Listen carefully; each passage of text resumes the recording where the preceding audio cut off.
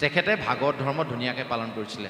আজৰি সময়কণত তেওঁৰ ঘৰৰ মুখৰ আগত থকা শাক বেপাৰীটোৰ ওচৰত গৈ শাক বিক্ৰী কৰিছিল। এইটো কোনে কৰিব? কোন শিল্পীয়ে কৰিব? এবাৰ ৰামেশ্বৰ পাঠক নে কোনোবা এজন লোকগীতৰ শিল্পী অনুষ্ঠানত উপস্থিত আছিল। অলপ সময়ৰ পিছত জুবিন গাৰ্গ গৈ তাত উপস্থিত হ'ল।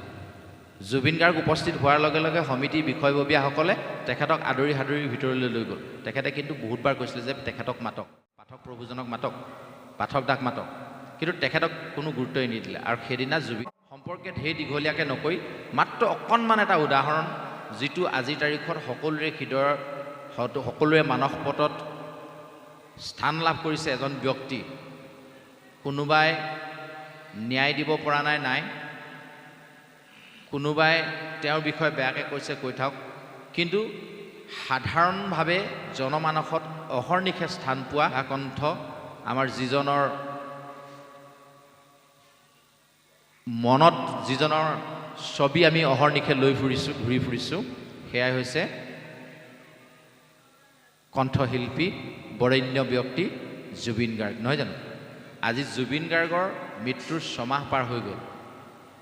ন্যায়ৰ নামত আমি বহুত চিঞৰ বাখৰ কৰিলোঁ, নাপালোঁ, নালাগে, কিন্তু তথাপিও তেখেতৰ ছবিখন প্ৰতিজন অসমীয়াৰ বুকুৰ মাজৰ পৰা মোহাৰি দিব কিন্তু কোনেও নাই পৰা।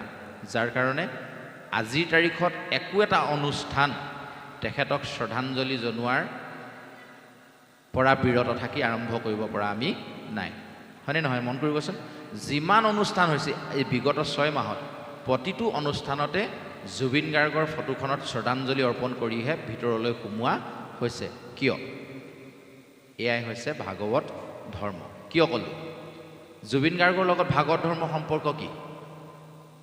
আমি এইকাৰণেই কৈছোঁ, চাওক, কেৱল মাত্ৰ তেখেতে কণ্ঠদান কৰিলে কাৰণেই তেখেতক আনন্দ আমি উপভোগ কৰিছোঁ এনে নহয়। চাব দেই, যিখিনি বস্তুৰ পৰা আমি আনন্দ উপভোগ কৰোঁ সেইসকল ব্যক্তিক আমি হৃদয়ত স্থান দিওঁ। যেনে আমাৰ ঘৰত ককা দেউতাৰ ফটোখন নাই, কিন্তু গায়ত্ৰী মহন্তৰ ফটো আছে, অমিতাভ বচ্চনৰ ফটো আছে, শ্বাহৰুখ খানৰ ফটো আছে। কোন হয় মোৰ তেওঁ? শ্বাহৰুখ খান আমাৰ কিহৰ কি হয়? অমিতাভ বচ্চন আমাৰ কোন হয়? দৌতি হয় নে খুৰা হয় নে বৰ্তা হয় নে পেহাদৰ হয় নে কি হয়? তথাপিও অমিতাভ বচ্চনৰ ফটো যে আমাৰ ঘৰত আছে, কেলে? এবাৰ নিজক সোধকচোন। তেখেতৰ অভিনয় শৈলীয়ে আমাৰ মনৰ কিছু নিভৃত কোণত ইমান সুন্দৰ আনন্দৰ খোৰাক যোগালে, যাৰ কাৰণে তেখেতৰ ছবিখন আমি আমাৰ ঘৰৰ বেৰত ওলমাই ৰাখিছোঁ, হয়নে নহয়? তো গতিকে জগতক আনন্দ দিব পৰা কৰ্ম যিয়ে যিয়ে কৰিছে, তেওঁলোকে মানুহৰ হৃদয়ৰ নিভৃত কোণত স্থান লাভ কৰিব পাৰিছে। যেনে আমাৰ বৰেণ্য শিল্পী সুধাকণ্ঠ আমাৰ জুবিন গাৰ্গ। এতিয়া জুবিন গাৰ্গে কেৱল তেখেতৰ কণ্ঠদানৰ যোগেদিয়ে যে মানৱৰ হৃদয় জয় কৰিছে সেয়াও নহয়। যদি সেয়াই হ'লহেঁতেন, আজি সুধাকণ্ঠ ডক্টৰ ভূপেন হাজৰিকাৰ ক্ষেত্ৰত যিমানখিনি জনসমাৱেশ হৈছিলে, তাতোকে বহু বেছি জনসমাৱেশ হ'ল জুবিন গাৰ্গৰ ক্ষেত্ৰত। কিয়? এইটো কথা আমাক ভগৱন্তই নিশ্চিত কৰি ৰাখে, যিজনে ভাগৱত ধৰ্ম পালন কৰে তেওঁৰ স্থানসমূহক ভগৱন্তই তেনেধৰণে পবিত্ৰ কৰিবই। যদি আমিও কৰিব পাৰোঁ, আমাৰো তেনেকুৱা ধৰণৰ এটা সন্মান আমিও পাম। কিয় কৈছে জানেনে? চাওক, জুবিন গাৰ্গে এজন মানুহ যিজনে ভাগৱত ধৰ্ম পালন কৰিছিলে। কেনেকৈ? এইটো মই ক'ব বিচাৰিছোঁ। ভাগৱত ধৰ্মৰ মূল তত্ত্বটো হৈছে যে জ্যেষ্ঠজনৰ প্ৰতি সন্মান, কনিষ্ঠত মৰম আৰু সন্মানজনক মৈত্ৰী ভাৱ আমি কৰিব পাৰিব লাগে। এই তিনিওটা ভাৱ আমাৰ থাকিব লাগে, ভাগৱত ধৰ্মই আমাক কৈছে। আৰু ভাগৱত ধৰ্মই কৈছে সকলো জীৱকে সমান দেখিবৰ কাৰণে। সমস্ত ভূততে ব্যাপী আছোঁ মই হৰি, সমস্তকে মানিবা তুমি বিষ্ণু বুদ্ধি কৰি। সেইটো জুবিন গাৰ্গে বুজি পাইছিলে। কেনেকৈ? তেখেতে ক'ৰবাৰ পৰা প্ৰগ্ৰেম কৰি ঘূৰি আহোঁতে ঠেঙতে দুখ পোৱা বগলী চৰাই এটা ধৰি আনি চিকিৎসা কৰিছিল, যাৰ কাৰণে বগলী চৰাইটোৱে অনাগত দিনত তেখেতৰ কান্ধতে পৰি, হয়নে নহয়, আহাৰ গ্ৰহণ কৰিছিলে, হাতত আহাৰ গ্ৰহণ কৰিছিলে। এইবিলাক কৈছে নহয়। কুকুৰ কেইটামানে তেখেতৰ ছবিখনৰ ওচৰতে বহুদিনলৈকে চাই চকুলো টুকি টুকি থাকিল, এনেকৈ কৈছিলে। বিষাক্ত সাপ এটাও তেখেতক আক্ৰমণ কৰা নাছিলে। সাপটো দুখ পোৱাৰ কাৰণে তেখেতক আনি তেখেতে কি কৰিছিলে চিকিৎসা কৰিছিলে এই যিবোৰ যে কথা এইবোৰ ভাগৱত ধৰ্মত লিখা আছে যে সাপটোকো যে আত্মা আছে আমাৰ হৃদয়ত যিটো আত্মা আছে সাপটোৰ গাতো সেইকেইটা আত্মা আছে বুলি তেখেতে ভাবি লৈছিলে তেনেধৰণে তেওঁ স্নেহ শ্ৰদ্ধা কৰিব জানিছিলে সেইকাৰণে অন্য মানুহ মৰিলে শ্মশানলৈ গ'লে চোৱা হ'ল বুলি আমি গা ধুই ভিতৰলৈ সোমাওঁ আৰু জুবিন গাৰ্গৰ মৰিশালীলৈ গ'লে আমি গা ধুই ধূপ ধূনা জ্বলাবলৈ যাওঁ আৰু মৰিশালী শব্দটো যদি মই আৰু এবাৰ ব্যৱহাৰ কৰোঁ এনে কিছুমান মানুহ আছে চাগে মোক ইয়াৰ পৰা উঠাই পঠিয়াই দিব তাক ক'বলৈ কৈছে জুবিন ক্ষেত্ৰ শ্মশান বা মৰিশালী বুলি ক'বলৈ মানা কৰিছে কিয় একেইটো কথা আমি মৰিলে তাক শ্মশান বুলি কয় জুবিন গাৰ্গ মৰিলে জ্বলাই দিলে একেই জ্বলাইছে তেখেতেও শটো জ্বলাই দিছে কিন্তু তাক শ্মশান ক'বলৈ নাই দিয়া কেইজনমান ব্যক্তি আজি কেইদিনৰ পৰা দেখিছোঁ নিজৰ অৰ্থ ব্যয় কৰি জুবিন ক্ষেত্ৰখনক আৰু সুন্দৰ কৰিবৰ কাৰণে মানুহে গ'লে তাত অসুবিধা নাপাবৰ কাৰণে গোটেইডোখৰ একেবাৰে ৰভা ফিটিং কৰি দিবৰ কাৰণে উঠি পৰি লাগি আছে কিয় জুবিন গাৰ্গে কেৱল মাত্ৰ কণ্ঠদান কৰিলে সেইকাৰণে নহয় তেখেতে ভাগৱত ধৰ্ম ধুনীয়াকৈ পালন কৰিছিলে আজৰি সময়কণত তেওঁৰ ঘৰৰ মুখৰ আগত থকা শাক বেপাৰীটোৰ ওচৰত গৈ শাক বিক্ৰী কৰিছিলে এইটো কোনে কৰিব কোন শিল্পীয়ে কৰিব এবাৰ ৰামেশ্বৰ পাঠক নে কোনোবা এজন লোকগীতৰ শিল্পী অনুষ্ঠানত উপস্থিত আছিলে অলপ সময়ৰ পিছত জুবিন গাৰ্গ গৈ তাত উপস্থিত হ'ল জুবিন গাৰ্গ উপস্থিত হোৱাৰ লগে লগে সমিতিৰ বিষয়ববীয়াসকলে তেখেতক আদৰি সাদৰি ভিতৰলৈ লৈ গ'ল তেখেতে কিন্তু বহুতবাৰ কৈছিলে যে তেখেতক মাতক পাঠক প্ৰভুজনক মাতক পাঠক দাক মাতক কিন্তু তেখেতক কোনো গুৰুত্বই নিদিলে আৰু সেইদিনা জুবিনে ষ্টেজত আমনি কৰিছিলে দুটা গান গালে খুটাত উঠি দিলে যিখন কমিটিয়ে জ্যেষ্ঠজনক সন্মান কৰিব নাজানে যিখন কমিটিয়ে জ্যেষ্ঠজনক স্নেহ শ্ৰদ্ধা নিদিয়ে কেৱল মাত্ৰ পপুলাৰিটি থকাৰ কাৰণে জুবিন গাৰ্গকহে চিনি পায় সেইখন কমিটিক শ্ৰদ্ধা জনাই তেখেতে সেইদিনা গান পৰিৱেশন নকৰিলে তেওঁ সেইখন কমিটিক সন্মানেই নজনালে সেইকাৰণে দুটা গান গাই খুটাত বগাই দিলে প্ৰথমতে আমিও বেয়া পাইছিলোঁ অভদ্ৰামী কৰে বুলি ভাবিছিলোঁ পিছতহে গম পালোঁ কথাটো গুৰিটো ক'ৰবাতহে আছে এই যে যিবোৰ জ্যেষ্ঠজনৰ প্ৰতি সন্মান কনিষ্ঠজনৰ প্ৰতি মৰম দৰিদ্ৰক দয়া এই কথাবোৰ বুজি পালেহে ভাগৱত ধৰ্ম পালন কৰাটো হয় বুলি কৈছে এতিয়া আমি নিজক সুধো আহক আমি কিমান ভাগৱত ধৰ্ম পালন কৰোঁ এই যিটো কথা ক'লে জ্যেষ্ঠজনক সন্মান কৰা আমি সকলোৱে কৰোঁ বুলি ধৰি ল'লোঁ বাৰু কনিষ্ঠজনক মৰম আমিও কৰোঁ মানি লৈছোঁ দৰিদ্ৰক দয়া আমি কিমান কৰোঁ এবাৰ নিজক সোধোচোন আমি এতিয়া সাধাৰণতে দৰিদ্ৰ বুলি ক'লে যি টকা পইচা নাইকিয়া মানুহ দুখীয়া সেইজনকে দৰিদ্ৰ বুলি আমি ভাবি লওঁ নহয় জানো দৰিদ্ৰ বা দুখীয়া বুলি মানি লওঁ কিন্তু শাস্ত্ৰই কৈছে কেৱল তেওঁলোকেই দৰিদ্ৰ নহয় দৰিদ্ৰ সেইসকলকো কোৱা হয় যিসকলে নিজৰ কাৰণে থাকিবলৈ ঘৰ এটা বনাই ল'ব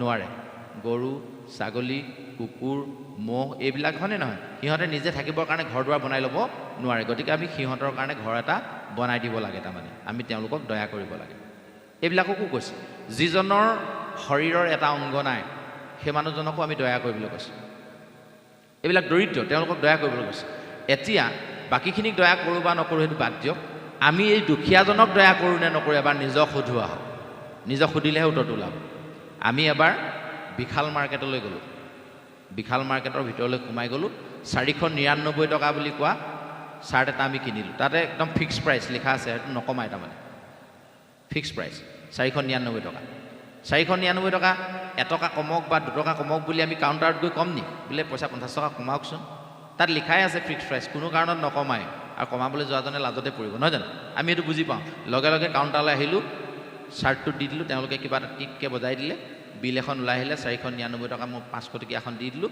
এটকাটো মোক মৰ্টন এটা দি পঠিয়াই দিলে আমি আপত্তি কৰিছোঁ নেকি গুচি আহিলোঁ আৰু সেই একেজন মানুহে তললৈ আহি সৰু ল'ৰা এটা দেখিলোঁ কাজি নেমু দুটামান ঢেকীয়া 3 মুঠিমান ঔটেঙা দুটামান লৈ বহি আছে আমি সুধিলোঁ অ' ভাইটি ঢেকীয়া মুঠি কেইটকা তেওঁ ক'লে মুঠি 10 টকা এই বাৰী চুকৰ ঢেকীয়া 3 মুঠি আৰু 3 মুঠিত 20 টকা ল'বা দিয়া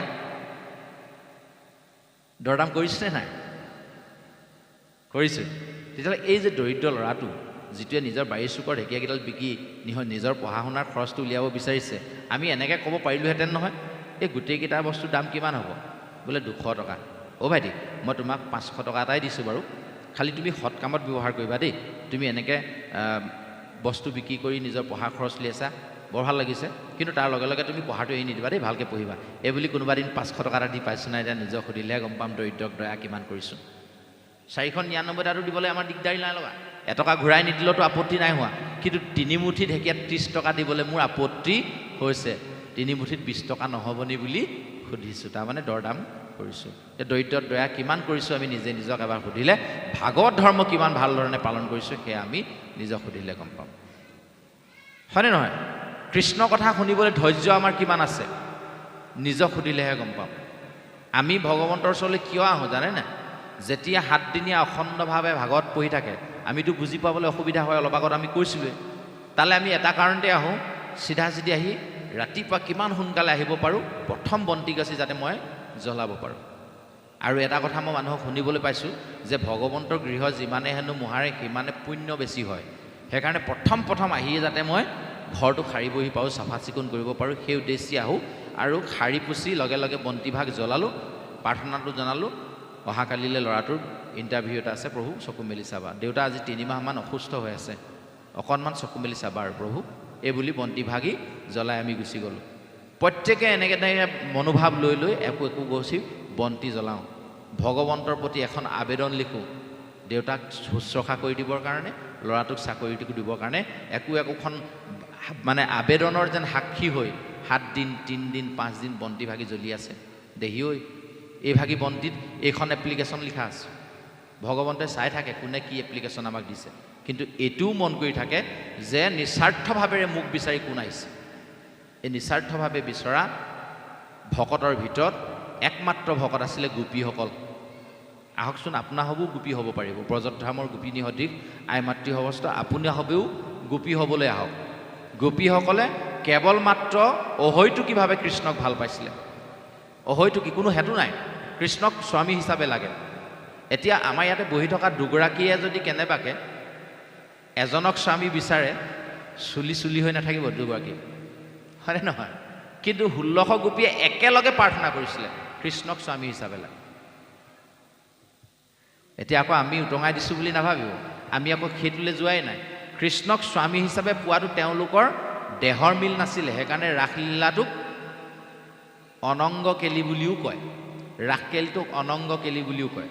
অনংগ কেলি মানে য'ত অংগৰ কোনো মিল হোৱা নাই, অংগ নাই, আত্মাৰ অংগ নাই, আত্মা আৰু পৰমাত্মাৰ যিটো মিল সেইটোকহে গোপী আৰু কৃষ্ণৰ মিল হিচাপে আমাক দেখুৱাইছে। তাত্ত্বিক অৰ্থটো সেইটো। সেইবুলি আমাৰ 1600 গৰাকী এজনক ভাল পাবলৈ নাই কোৱা। এইটো দৃষ্টিত ভাল পাবলৈ কৈছে, তেওঁ জগতৰ স্বামী, তেখেতে ৰক্ষা নকৰিলে আমাৰ এই পৃথিৱীত আমি জীয়াই থাকিব নোৱাৰোঁ। এইটো ভাগৱত ধৰ্মই আমাক শিকাইছে। ভাগৱত ধৰ্মই এই কথাটো আমাক শিকাইছে কি জানেনে? আমি ভগৱন্তক এইকাৰণেই ভজনা কৰিব লাগে যে কেইটামান বস্তু ভগৱন্তৰ বাহিৰে আমাক কোনেও দিব নোৱাৰে। কি কি? 5টা বস্তু আমাক ভগৱন্তই দিয়ে। পঞ্চভূ, মাটি, পানী, বায়ু, আকাশ আৰু তাপ, জুই। এই 5টা বস্তু বিজ্ঞানে দিব নোৱাৰে, বিজ্ঞানে আৱিষ্কাৰহে কৰিব পাৰিব। আমাক ভগৱন্তই 5টা বস্তু দিছে, 1 নম্বৰ। 2 নম্বৰ কথা, আৰু লগত আৰু 5টা তন্মাত্ৰ আমাক দিছে, ৰূপ, ৰস, গন্ধ, স্পৰ্শ আৰু শব্দ। এই 5টা বস্তু নাথাকিলে আমি কিন্তু জড়, আমি মৰা নিচিনা। এই 5টা বস্তু আমাৰ কেতিয়া নাইকিয়া হৈ যায় চাব দেই। গধূলি যেতিয়া আমি টোপনিলৈ যাওঁ, বিচনাত যেতিয়া টোপনি যাওঁ, 5টা বস্তু ভগৱন্তই আমাৰ পৰা কাঢ়ি লয়, নহ'লে আমি টোপনি যোৱাটো সম্ভৱ নহয়। চকুৰ দৃষ্টিশক্তিটো আমাৰ কাঢ়ি লয়। বিচনাত পৰি মই কিতাপ এখন চাই আছিলোঁ, পটককৈ টোপনিটো আহিলে, কিতাপ বুকুতে পৰিলে, চকুৱে নেদেখা হৈ গ'ল, হ'লনে? দৃষ্টিশক্তি গুচি গ'ল। লগতে কাণেৰেও নুশুনা হ'লোঁ। অলপ আগলৈকে বাহিৰত মায়ে টিভি চাই আছিলে, শব্দটো মই অলপ শুনি আছিলোঁ। যেতিয়াই টোপনি গ'লোঁ মোৰ কাণৰ শব্দটো নুশুনা হৈ থাকিল। লগে লগে নাকৰ ঘ্ৰাণ শক্তিটো নাইকিয়া হ'ল। লগতে শুই থকাজনে ইমান লেতেৰা বান্ধিছে, ইছৰাম তোলনো কেনেকৈ শুম, ইমান বেয়া বান্ধিছোঁ, এনেকৈ বুলি কৈছিলোঁ।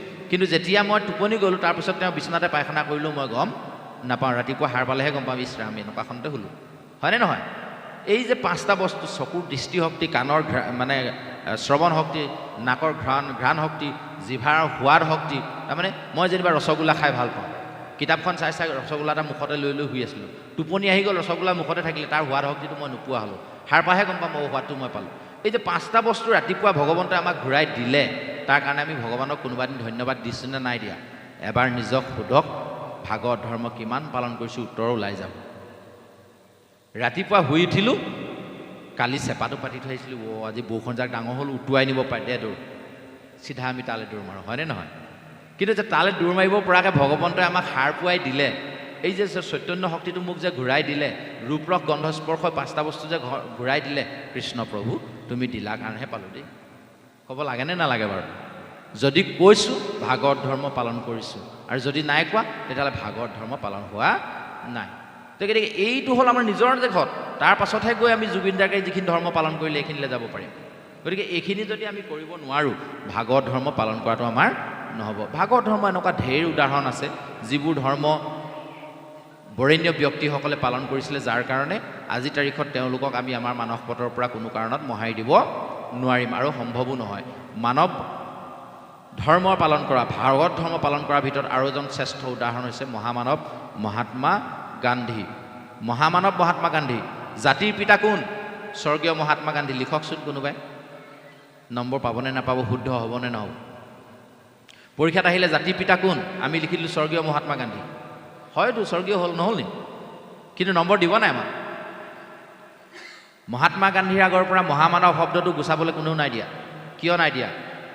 মানুহৰ ভিতৰত তেওঁ মহামানুহ এইটো কাৰণে হ'ল যে যিজন মানুহে আনৰ বিষ্ঠা পেলোৱাই দিয়া নিচিনা কাম কৰিব পাৰিছিলে, যাক মহামানৱ বুলি আমি আখ্যা দিছোঁ, সেইজন বৰেণ্য ব্যক্তি জাতিৰ পিতা মহাত্মা গান্ধী।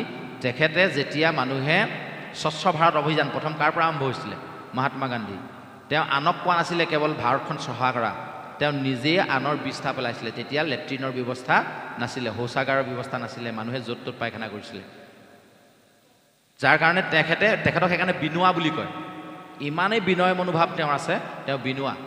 এবাৰ যিটো অঞ্চলত তেওঁ পায়খানা ৰাতিপুৱাই চাফা কৰিবলৈ যাব স্বচ্ছ ভাৰত অভিযানত, নিজে কোৰ লৈ নিজে পেলায়, নিজে আনৰ বিষ্ঠা পেলায় আৰু ৰাইজক উপদেশ দিয়ে যে আমি এইবোৰ দেখিছে নহয়, এনেকৈ পেলাইছোঁ, চাফা কৰি ৰাখিছোঁ, আপোনালোকেও নিৰ্দিষ্ট শৌচালয় ব্যৱস্থা কৰক, শৌচাগাৰ ব্যৱস্থা কৰক, এনেধৰণে তেওঁ কৈছিলে। তেতিয়াই তেওঁ স্বচ্ছ ভাৰত অভিযান কৰিছিলে। এবাৰ তেনেকৈ বিষ্ঠা পেলাবলৈ যাওঁতে ৰাস্তাত কি হৈছে, মথাউৰি ছিগি নদীখনে তেওঁৰ যোৱা ৰাস্তাটো বন্ধ কৰি দিলে। তেওঁ এইপাৰৰ পৰা চিঞৰি চিঞৰি ইপাৰ ৰাইজক কৈছিলে, মই বিনোৱাই কৈছোঁ, আজি বিষ্ঠা পেলাবৰ কাৰণে আপোনালোকৰ তালৈ মোৰ যিটো দায়িত্ব আছিল মই আহিছিলোঁ, কিন্তু আপোনালোকে মোক ক্ষমা কৰিব, প্ৰাকৃতিক দুৰ্যোগৰ কাৰণে মই আপোনালোকক আজি একণ সাহাৰ্য দিব নোৱাৰিলোঁ। কিমানজন মানুহ আছোঁ আমি তাৰ এনেকুৱা ধৰণৰ মহামানৱ।